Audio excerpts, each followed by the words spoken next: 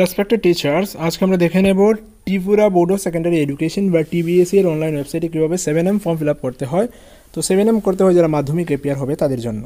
তো প্রতি বছর সেটা অফলাইনে হতো, এই বছর অফলাইনের সঙ্গে অনলাইনেও করতে হবে। তো অফলাইনে যেটা হবে সেটা হচ্ছে 1M ফর্ম স্টুডেন্টরা পূরণ করে দেবে। 1M ফর্মের ফরম্যাট কিন্তু ওয়েবসাইটে দেওয়া ছিল, আপনারা নিশ্চয়ই প্রিন্ট আউট করে সেগুলো স্টুডেন্ট দিয়ে ফিল আপ করে নিয়েছেন। এবার অনলাইনে করতে হবে 15 নভেম্বরের মধ্যে। তো অনলাইনে করতে গেলে আমরা tbse.tripura.gov.in এর ওয়েবসাইটে গেলাম। তারপর ডান দিকে দেখতে পাচ্ছেন নিচের দিকে রয়েছে, এই যে আমি দেখিয়ে দিচ্ছি, এই যে রয়েছে TBSE online system. TBSE online সিস্টেমে ক্লিক করবেন। TBSE অনলাইন সিস্টেমে ক্লিক করার পর লগ ইন পেজ আসবে। লগ ইন পেজে আপনার স্কুলের ডিটেল দিয়ে সেখানে লগ ইন করতে হবে। ওকে, তো সেখানে সিলেক্ট রুল প্রথমে আসছে লগ ইনের পেজে। তো সিলেক্ট রুল হচ্ছে স্কুল। ইউজার নেম হচ্ছে স্কুলের যে TBSE কোড রয়েছে সেটা, সেই কোডটা আপনার স্কুলে যেটা রয়েছে সেটা আপনি দেবেন। তারপর রয়েছে পাসওয়ার্ড একটা রয়েছে নিশ্চয়ই, পাসওয়ার্ডটা দেবেন দিয়ে তারপর ক্যাপচা হচ্ছে 17+7 দিয়েছে, 24 দিলাম। ক্যাপচাটা ম্যাথসটা করে দিতে হবে, করে আমি লগ ইনে ক্লিক করলাম। লগ ইনে ক্লিক করার পরেই কিন্তু ওটিপি চলে আসবে। বোর্ডে যার নাম্বার রেজিস্টার করা আছে টিচারের, ওনার নাম্বারে ওটিপি চলে আসবে। সেই ওটিপি দিয়ে ভ্যালিডেট করতে হবে, তারপরেই কিন্তু মেইন ওয়েবসাইটটা খুলে আসবে, আপনার জন্য লগ ইন পেজটা খুলে আসবে, আদারওয়াইজ লগ ইন হবে না।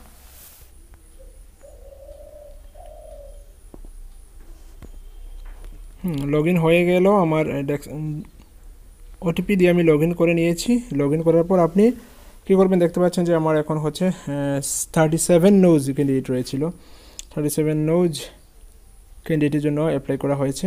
তো আপনাকে কীভাবে করতে হবে, আপনি বাম দিকে দেখতে পাচ্ছেন 4টা লাইন রয়েছে, সেখানে ক্লিক করবেন। ক্লিক করার পর বিভিন্ন অপশন, ফর্মসে বাম দিকে ফর্মসের পর রয়েছে সেকেন্ডারি, হায়ার সেকেন্ডারি এটসেট্রা এগুলো। তো আপনি যেহেতু মাধ্যমিকের ফর্ম ফিল আপ করবেন, সেকেন্ডারিতে ক্লিক করবেন। সেকেন্ডারিতে ক্লিক করার পর আরও অনেকগুলো অপশন চলে এসছে। সেকেন্ডারিতে আমি ক্লিক করলাম, প্রথমে ফর্মসে ক্লিক করলাম, তারপর সেকেন্ডারিতে ক্লিক করলাম। সেকেন্ডারিতে ক্লিক করার পর এসছে registration, relaxation, verification, final submission, চালান ফর রেজিস্ট্রেশন, এবং নিচের দিকে আরও কিছু অপশন রয়েছে, প্রিন্ট রেজিস্ট্রেশন, তারপর রয়েছে higher secondary, 7M secondary, 7H higher secondary. তো আমার কাজ হচ্ছে কি, আমার কাজ হচ্ছে 7M সেকেন্ডারি যেটা, সেটা আমাকে সিলেক্ট করতে হবে। ওকে, তো আমি 7M সেকেন্ডারিতে ক্লিক করলাম। 7M সেকেন্ডারিতে ক্লিক করলাম। ক্লিক করার পর দেখুন আরও অপশন চলে এসছে, সেখানে আসছে 7M for regular candidate, 7M for continue candidate, 7M for compartmental candidate, 7M for external candidate. তো আমার যেহেতু রেগুলার ক্যান্ডিডেটের জন্য আমি ফিল আপ করবো, তো আমি 7M ফর রেগুলার ক্যান্ডিডেট সেখানে ক্লিক করলাম। ওকে, তো সেখানে ক্লিক করার পর আরও অপশন চলে এসছে। ওকে, অপশন আসছে 7M regular, 7M verification, 7M final submission, চালান ফর রেগুলার ক্যান্ডিডেট। তোমার প্রথম কাজ হচ্ছে ফর্ম ফিল আপ করা, তো আমি 7M ফর রেগুলার সেখানে আমি ক্লিক করলাম। সেই ধাপগুলো মনে রাখতে হবে, ঠিক আছে। 7M ফর রেগুলার আমি ক্লিক করলাম। ক্লিক করার পর ফর্ম চলে এসেছে, যে আমরা 7A যেটা ফিল আপ করেছিলাম অফলাইন মোডে, সেই একই রকম ফর্ম একটা চলে এসছে। তো ফর্মটার বিভিন্ন অপশন রয়েছে, কী কী রয়েছে দেখুন, যে স্টুডেন্টের প্রথমে লিখতে হবে স্টুডেন্টের রেজিস্ট্রেশন নাম্বার। তো এখানে রেজিস্ট্রেশন নাম্বার দিয়ে দিলে কিন্তু স্টুডেন্টের পুরো ডিটেল ওইখানে চলে আসছে। সাপোজ আমি একটা রেজিস্ট্রেশন নাম্বার দিলাম 35206। তো 35206 রেজিস্ট্রেশন নাম্বার দেওয়ার পরই কিন্তু পুরো ইনফরমেশন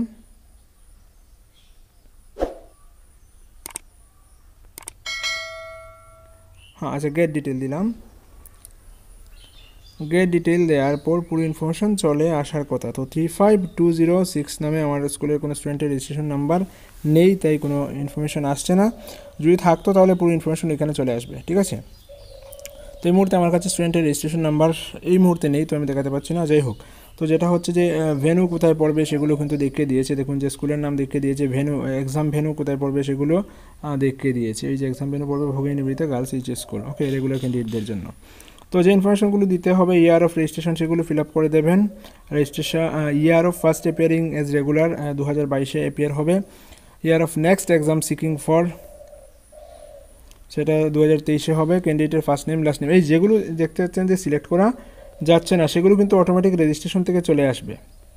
রেজিস্ট্রেশন ডিটেল দিয়ে দিলে রেজিস্ট্রেশন ডিটেলটা ঠিকঠাক থাকলে অটোমেটিক রেজিস্ট্রেশন থেকে ওইখানে পুরো ইনফরমেশনগুলো ফিল আপ হয়ে যাবে। তারপর ন্যাশনালিটি, রিলিজিয়ন এইগুলো দিতে হবে, pin number, student mobile number, এগুলো কিন্তু অটোমেটিক্যালি রেজিস্ট্রেশন থেকে চলে আসবে। যেগুলো ফিল আপ করা যাচ্ছে সেগুলো আপনারা ফিল আপ করবেন। ডিসেবিলিটি, তারপর হচ্ছে স্টুডেন্টের sex, date of birth, first language, এগুলো সব কিন্তু সিলেবাস ইয়েতে রেজিস্ট্রেশন থেকে চলে আসবে। ল্যাঙ্গুয়েজ 1 মার্ক কত পেয়েছিল, মার্ক ইন্টারনাল অ্যাসেসমেন্টের মার্ক কত পেয়েছিল সেগুলো এখানে দিতে হচ্ছে। তারপর ইংলিশে, ম্যাথসে, বেসিক হলে বেসিক, স্ট্যান্ডার্ড হলে স্ট্যান্ডার্ড, তারপর সায়েন্সে, সোশ্যাল সায়েন্সে, থিওলজি থাকে সেগুলোতে কত মার্ক পেয়েছিল সেগুলো পুরো দিতে হবে। থিওলজি হচ্ছে মাদ্রাসার জন্য, দিয়ে এগুলোকে ইনফরমেশনগুলোকে সেভ করে দিতে হবে, ঠিক আছে। তো এই হচ্ছে কি প্রসেস। তো আপনি কি করবেন, প্রথমে রেজিস্ট্রেশন ফর্মগুলো ফিল আপ করলেন। ফিল আপ করার পর কী করতে হবে দেখুন, আমি ফর্মসে যাচ্ছি, সেকেন্ডারিতে যাচ্ছি, সেকেন্ডারিতে গিয়ে আমি কোথায় যাচ্ছি, সেকেন্ডারিতে গিয়ে আমি যাচ্ছি 7M গিয়ে 7M রেগুলার ক্যান্ডিডেট দিলাম। 7M রেগুলার ক্যান্ডিডেটের ফর্মগুলো ফিল আপ করলাম। ফিল আপ করার পর আমাকে 7M ভেরিফিকেশনে যেতে হবে। প্রথমে হচ্ছে সবগুলো স্টুডেন্টের ফর্ম ফিল আপ করবেন, তারপরে যে দেখতে পাচ্ছেন ভেরিফিকেশনে যেতে হবে। ভেরিফিকেশনে গিয়ে সবগুলো স্টুডেন্টকে ভেরিফাই করে দিতে হবে, সবগুলো স্টুডেন্টকে ভেরিফাই করে দিতে হবে, ঠিক আছে। ইয়ার অফ এক্সামিনেশন 2022 আমার যেহেতু হয়ে গেছে অলরেডি, সবগুলো কাজ করা হয়ে গেছে, জন্য দেখাচ্ছে না। আপনার ওইখানে ইয়ার আসবে 2022 আসবে। 2022-এ আপনি ভিউ ডাটাতে ক্লিক করবেন, করে সবগুলো ডাটা দেখবেন ঠিকঠাক আছে কিনা। যদি ঠিকঠাক থাকে তাহলে সেগুলোকে আপনি ভেরিফাই করে দেবেন। ভেরিফাই করে দেওয়ার পর কি করতে হবে, ভেরিফাই করে দেওয়ার পর দেখাচ্ছি কি করতে হবে। ভেরিফিকেশন করে দেওয়ার পর ফাইনাল সাবমিশনের জন্য রেডি হয়ে যাবে। আপনি ক্লিক করে সেগুলোকে ফাইনালি সাবমিট করে দেবেন।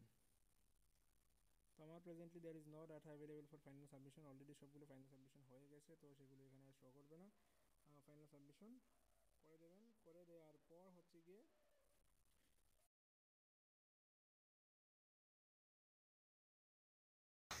ফিস পে করার জন্য দেখাচ্ছি চালান ফর রেগুলার ক্যান্ডিডেট, সেখানে ক্লিক করবেন।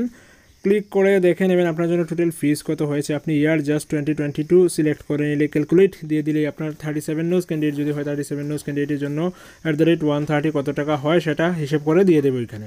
তো সেই সেম অ্যামাউন্টটা আপনাকে কিন্তু স্কুলে যে চালান বই রয়েছে ব্যাংকের জন্য, ত্রিপুরা বোর্ড অফ সেকেন্ডারি এডুকেশনের যে চালান বই রয়েছে, সেই চালান বইতে এত টাকা অ্যামাউন্টের চালান কাটতে হবে গ্রামীণ ব্যাংকে গিয়ে। হ্যাঁ, তো চালান কাটার পর আপনি সেই চালানের কপিগুলোকে আপলোড করতে হবে। ওইখানে দেখতে পাচ্ছেন যে জার্নাল নাম্বার, কোন ব্রাঞ্চে চালান কেটেছেন, চালান কত ডেটে কেটেছেন সেগুলো সিলেক্ট করবেন। করে চালান আপলোডের একটা অপশন রয়েছে, সেখানে ক্লিক করে আপনি চালানটা আপলোড করে দেবেন।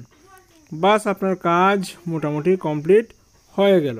এবং এই কাজটা আপনাকে কিন্তু অবশ্যই করতে হবে, না হলে কিন্তু আপনার স্টুডেন্টের জন্য অ্যাডমিট জেনারেশন হবে না এবং ওরা পরীক্ষায়ও বসতে পারবে না। আদারওয়াইজ স্টুডেন্টদের পুরোগুলো দেখানো যাবে। এবং আমি যে প্রসেস বললাম সেই প্রসেসে কাজ করলে আপনার কিন্তু 7M ফিল আপ হয়ে যাবে।